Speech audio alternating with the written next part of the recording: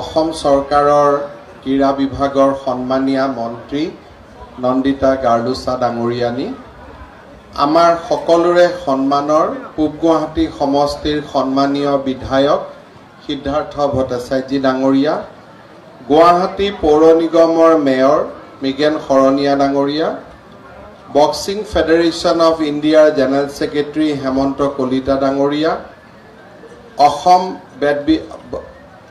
Assam boxing federation of ইণ্ডিয়াৰ general secretary Hemanta Kalita ডাঙৰীয়া, Assam amateur boxing federation এছ'চিয়েশ্যনৰ সভাপতি কমল গয়াৰী ডাঙৰীয়া, আমাৰ বক্সিং ক্লাবৰ সভানেত্ৰী মণিকা বড়ো ডাঙৰীয়ানী, কৌশিক তালুকদাৰ ডাঙৰীয়া, অৰূপজ্যোতি চৌধুৰী ডাঙৰীয়া, তুলিৰাম ৰংহাং ডাঙৰীয়া আৰু উপস্থিত সুধীবৃন্দ।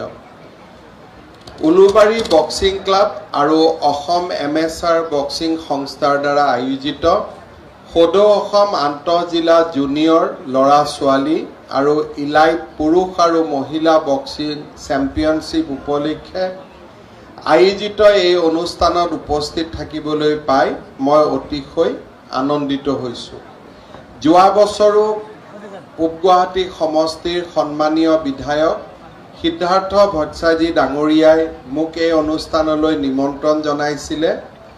মই আহিম বুলি ভাবিও শেষ মুহূৰ্তত এৰাব নোৱাৰা অসুবিধাৰ বাবে ইয়ালৈ আহিব পৰা নাছিলোঁ আৰু সেইবাবে আজি মোৰ যথেষ্ট কৰ্মব্যস্ততাৰ মাজতো মই সিদ্ধান্ত লৈছিলোঁ যে যেনে তেনে এই কম্পিটিশ্যনলৈ আহিম আৰু আজি আপোনালোকৰ মাজত উপস্থিত থাকি সঁচাকৈয়ে মই অত্যন্ত আনন্দিত।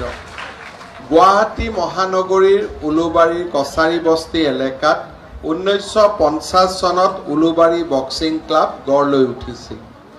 উলুবাৰী বক্সিং ক্লাব প্ৰথমে খেৰাই কৃষ্টি সংঘ নামে প্ৰতিষ্ঠা হৈছিল। অৰূপজ্যোতি চৌধুৰী ডাঙৰীয়ে আমাক কৈছে 1950 চনৰ পৰা 1970 চনলৈ খেৰাই কৃষ্টি সংঘ কেৱল বছৰেকীয়া খেল ধেমালিৰ মাজত সীমাবদ্ধ আছিল। 1970 চনৰ পিছত এই সংঘলৈ চিন্তাশীল ক্ৰীড়ানুগৰাকী শুভকাংক্ষী ব্যক্তিৰ আগমন হয় আৰু আধুনিক জগতৰ লগত খাপ খোৱাকৈ অনুষ্ঠানটিক আগবঢ়াই লৈ যাবলৈ প্ৰচেষ্টা চলায়। যিসকল ব্যক্তিৰ আশাসুধীয়া প্ৰচেষ্টাত এই অনুষ্ঠানে আজি ৰূপ ধাৰণ কৰিলে তাৰ ভিতৰত আমি বক্সিং খেলুৱৈ বীৰেন বড়োৰ নাম উল্লেখ কৰিবই লাগিব।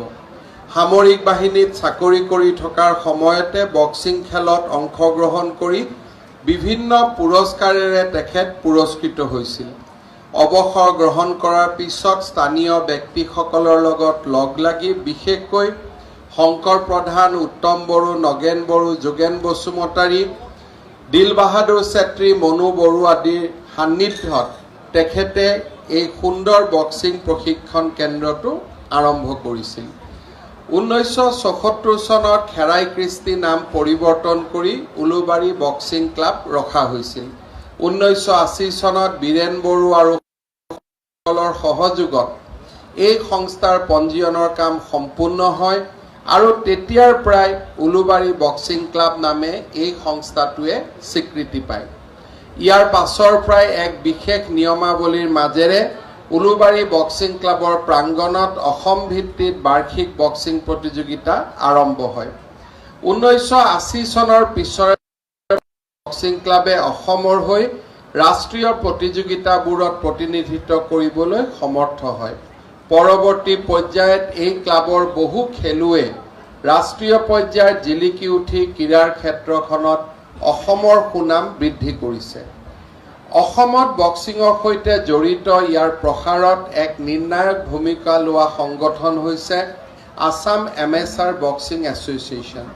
1979 চনত বাবুল চক্ৰৱৰ্তীৰ আশাসুধীয়া প্ৰচেষ্টাত স্থাপন হোৱাৰ পৰা অসমৰ বক্সিং ক্ৰীড়াক বিৰামহীন গতিৰে আগুৱাই নিয়াত এই সংস্থাই লোৱা পদক্ষেপৰ ফলতে আজি আমাৰ ৰাজ্যৰ বক্সিং খেলুৱৈসকলে আন্তঃৰাষ্ট্ৰীয় খেল জগতত বিশেষ নাম সোণালী আখৰেৰে বহন কৰিছে।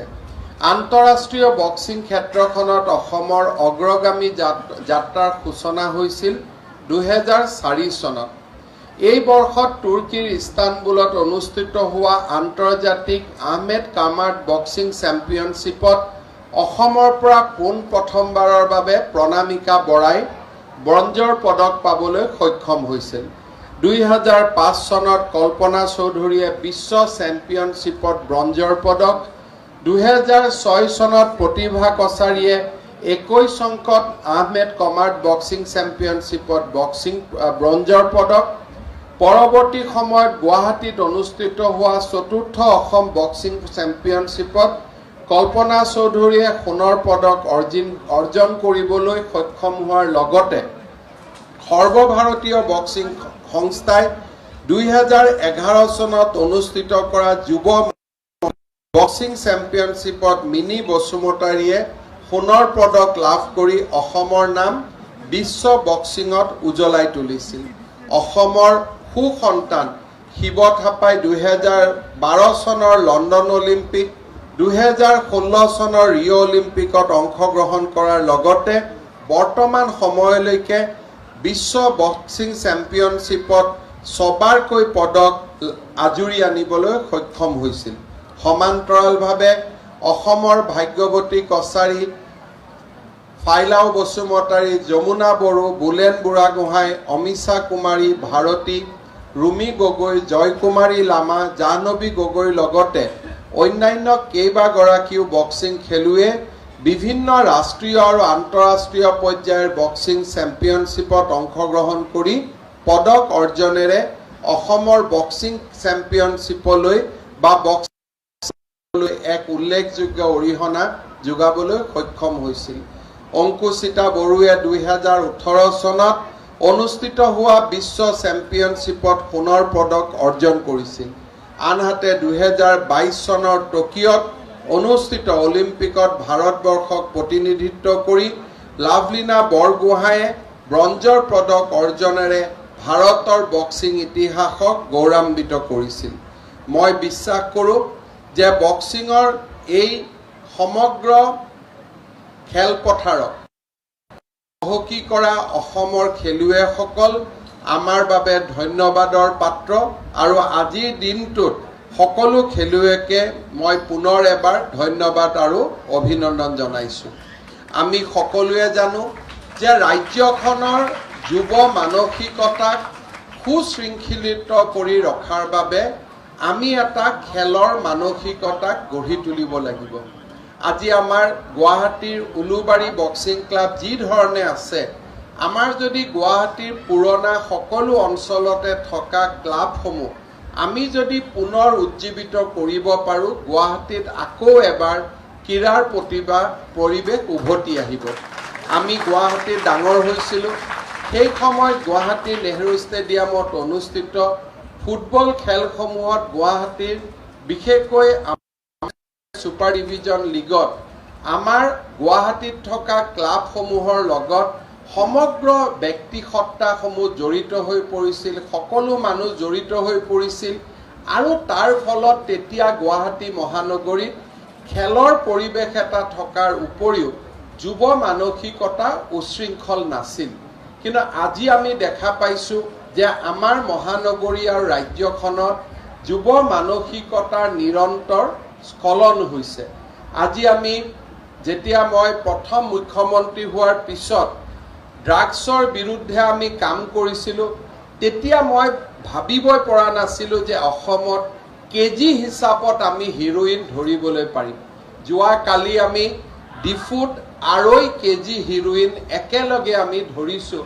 তাৰ মানে আপোনালোকে চিন্তা কৰক যে অসমত আজি ড্ৰাগছ আদিৰ কিমান ডাঙৰ এখন বহল বজাৰ নিৰ্মাণ হৈছে।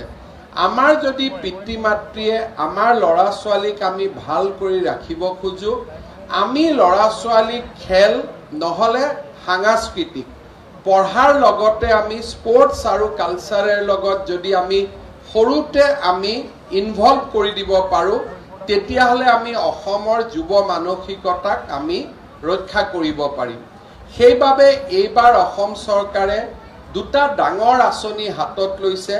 এটা হৈছে আমাৰ খেল মহাৰণ আৰু এটা সাংস্কৃতিক মহাসংগ্ৰাম। অৰ্থাৎ অসমত যিমান গাঁও আছে প্ৰতিখন গাঁৱৰ পৰা 5টা খেলত টিম বনোৱা হ'ব আৰু তেওঁলোকে পঞ্চায়তত তাৰ প্ৰতিদ্বন্দ্বিতা কৰিব।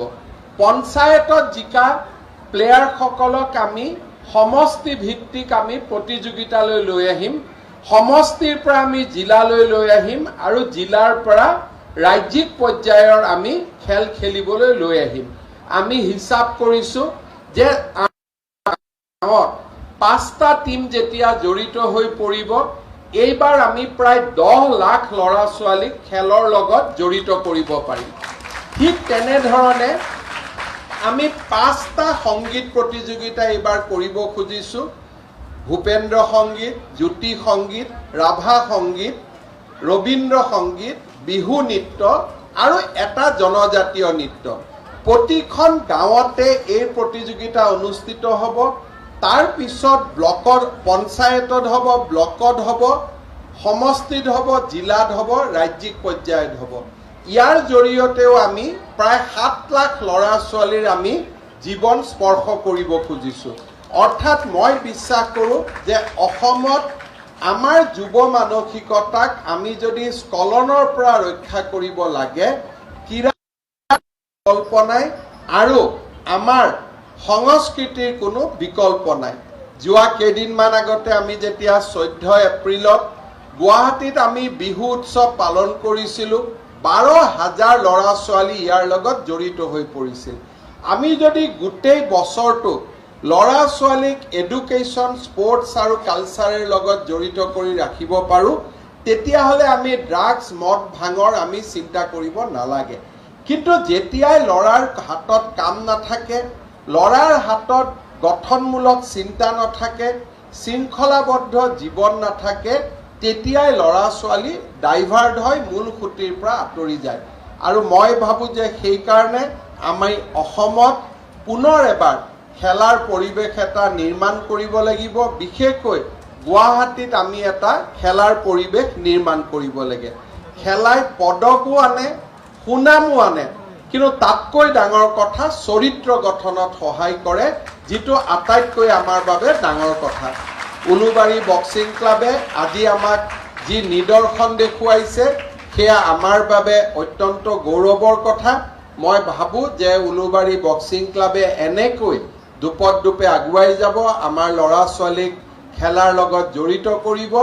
বিশেষকৈ বক্সিঙে অসমক যিমান নাম দিছে, আন কোনো স্পৰ্টছে ইমান নাম অসমক দিব পৰা নাই। আৰু সেইকাৰণে বক্সিঙক আমি আগুৱাই লৈ যোৱাটো আমাৰ সকলোৰে দায়িত্ব। আমাৰ বক্সিং ফেডাৰেশ্যন অৱ ইণ্ডিয়াৰ জেনেৰেল ছেক্ৰেটাৰীও অসমৰ পৰা, আমাৰ বক্সিং এছ'চিয়েশ্যনো বহুত ষ্ট্ৰং। সকলোৱে লগ লাগি এই দিশত কাম কৰিব বুলি মই আশা কৰিছোঁ। পূব গুৱাহাটী সমষ্টিৰ বিধায়ক মহোদয়ৰ লগত মই কথা পাতিছিলোঁ যে উলুবাৰী বক্সিং ক্লাবক আমি কেনেকৈ সহায় কৰিব পাৰোঁ। তেখেতে ইতিমধ্যে নিজৰ প্ৰচেষ্টাৰে এই বক্সিং ক্লাবৰ বাবে বহুতখিনি কাম হাতত লৈছে আৰু আমাৰ চৰকাৰৰ ফালৰ পৰাও এই বক্সিং, আমাৰ মেয়ৰো ইয়াৰে মৃগেন শৰণীয়া, আমাৰ বক্সিঙৰ উন্নতিৰ বাবে, উলুবাৰী বক্সিং ক্লাবৰ উন্নতিৰ বাবে মই অসম চৰকাৰৰ পৰা 50 লাখ টকা সহায় কৰাৰ কথা ঘোষণা কৰিছোঁ। আপোনালোকে এই টকাটো ভাল কৰি ব্যৱহাৰ কৰিলে আমাৰ ইয়াত বক্সিঙৰ এটা ভাল পৰিৱেশ নিৰ্মাণ হৈ উঠিব। তাকে মই পুনৰ আশা কৰি সকলোকে বহুত বহুত ধন্যবাদ।